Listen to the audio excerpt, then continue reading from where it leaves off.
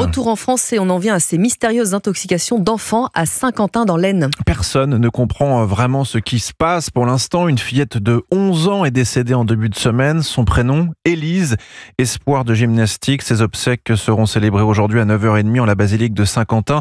C'est dans cette ville de l'Aisne que les intoxications se multiplient. Intoxication qui demeure un mystère, même si l'étau se resserre autour de la viande. Plusieurs boucheries ont dû fermer et malheureusement, le nombre de cas augmente, comme a pu le constater le correspondant d'Europe 1 dans les Hauts-de-France, Maximilien Carlier.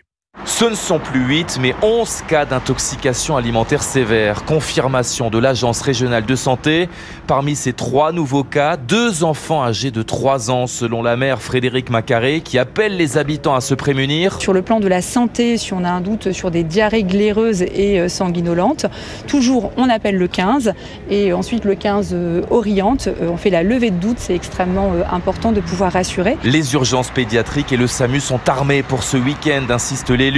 La crainte de certains clients d'une des boucheries fermées, c'est l'arrivée possible de symptômes. Je ne sais même pas si ça se déclare plus tard, s'il y a une période d'incubation ou autre. Donc là, je suis très paniquée. J'ai juste envie d'appeler les autorités sanitaires pour en savoir plus. Je trouve que la priorité, c'est vraiment la santé des enfants. Donc qu'il y ait des fermetures, le temps des vérifications, je trouve que c'est très bien. Reste à connaître désormais l'origine exacte des contaminations, la traçabilité des viandes.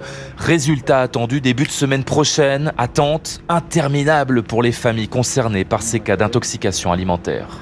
À Saint-Quentin, Maximilien Carlier, Europe 1.